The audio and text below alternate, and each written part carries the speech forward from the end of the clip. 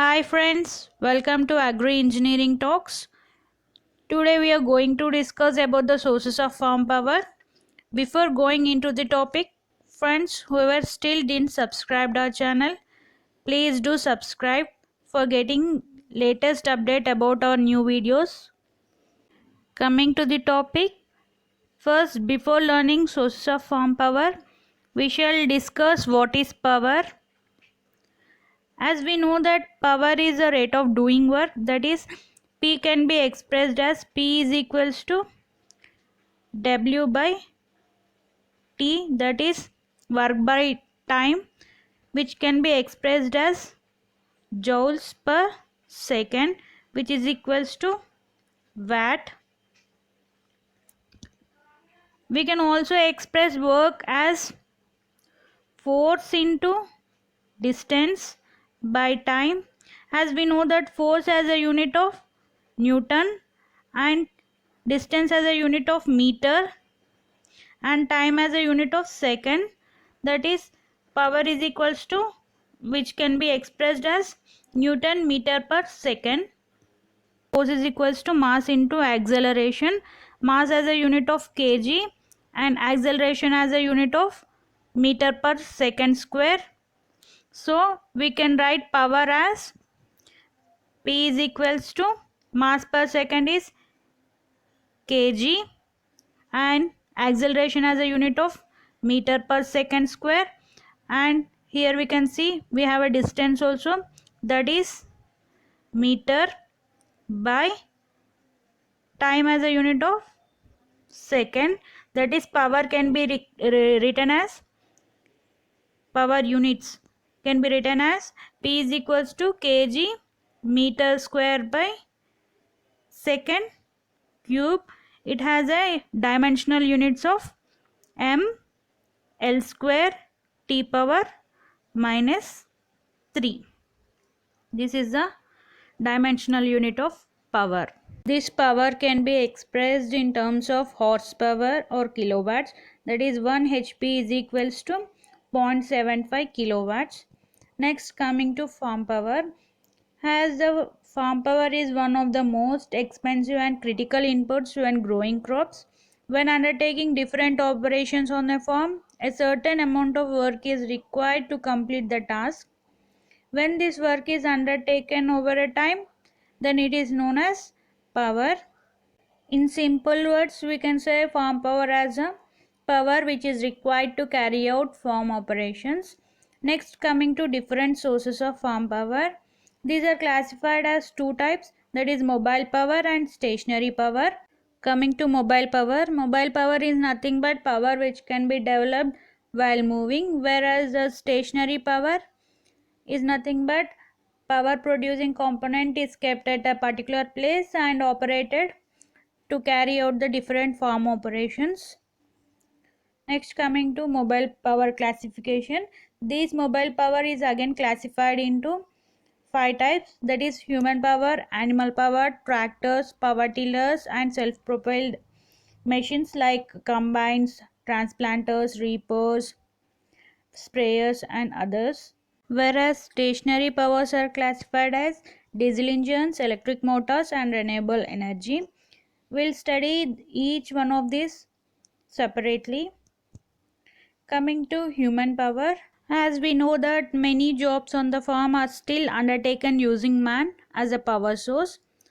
Tasks undertaken by human includes land preparation like plowing, soil leveling, constructing barns and drains, etc., and pest control, and in plant establishment also, and crop harvesting and transportation, and while grain processing also we need a human power.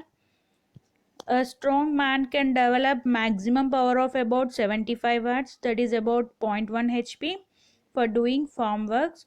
The average human power availability in sustained works are as male can produce 60 watts, female can produce 48 watts and children can produce 30 watts. In some instances, manual labor is still more efficient than a machine. Many countries are now suffering from rural labor shortages and had to develop and use machines to complete the tasks on time. One man is capable of shifting between 2 to 3 meter cube soil per day. And in terms of tillage, this can be equal to plowing or tilling about 60 meter square per day, or it would take approximately 160% days to till 1 hectare of land. Next, coming to animal power. Animals are still widely used as a major power source in many countries in the preparation of land, weed management, and in crop threshing and transportation also. These are undertaken using animal power. Oxen and bullocks are the most popular animal power sources for agricultural practices, though horses, donkeys, camels are used in many countries for transportation. On the basis of body weight, draught animals are classified as small if it is between 200 to 300 kgs, and medium if it is 301 to 400 kg, large if it is between 401 to 500 kg, and heavy when it is greater than 500 kg. The power available from draught animals is related to its body weight. Coming to bullocks, it is about 10% of its body weight, whereas buffaloes it is 12% of its body weight, camels it is 18% of its body weight, and donkeys it is 32% of its body weight. One animal takes 7 to 8 days to plow 1 hectare of land. Among animal power, bullock power is considered as the most versatile, dependable source of power, as it can be used in sun and rain under muddy and rough field condition. As the bullocks are born and reared in a village system and they eat the fodder which is available locally, this is the cheapest source of power. They are ideal for rural transport where roads are not good. By this, they save the petroleum products. Their dung and urine also can be used as a farmyard manure and for preparation of biogas. Coming to mechanical power, it is a power coming from the machines and it may be classified as tractors, power tillers, stationary IC engines, and self propelled machines.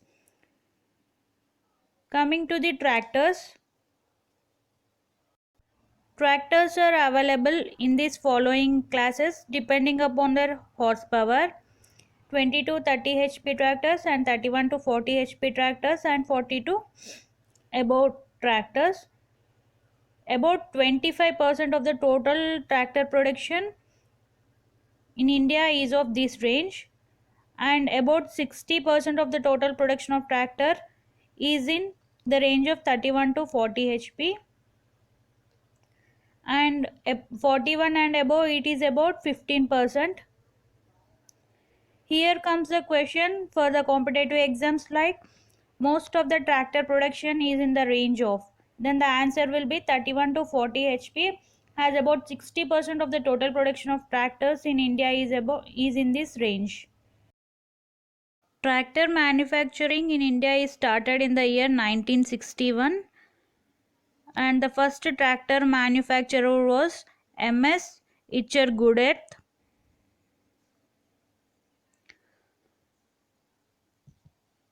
He produced Itcher tractors at Faridabad. The average command area of tractor is about 15 hectares.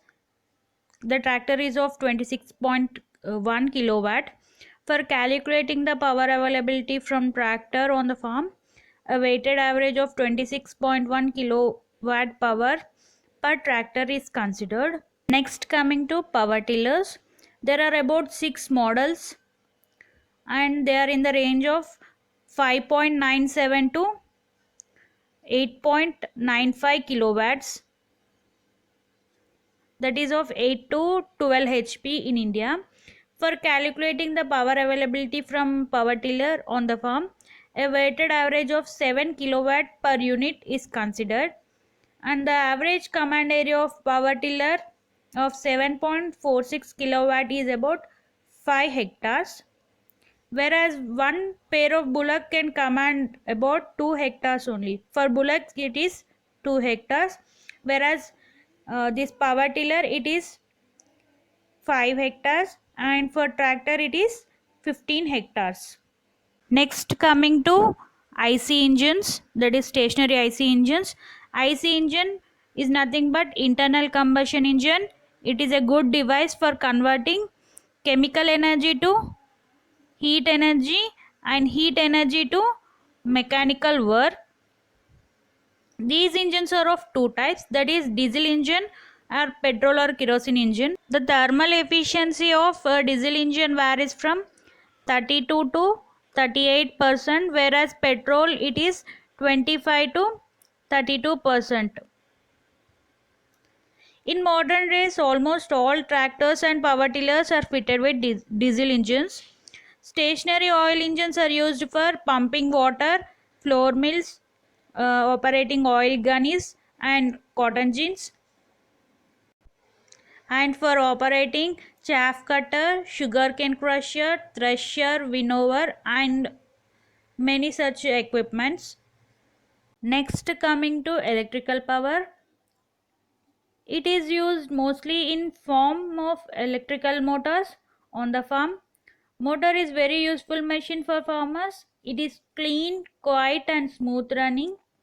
Its maintenance and operation needs less attention and care. The operating cost remains almost constant throughout its life.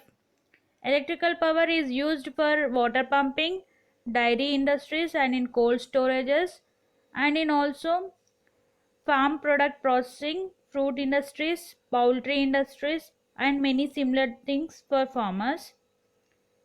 Coming to renewable energy, it is an energy mainly obtained from biomass, sun and wind.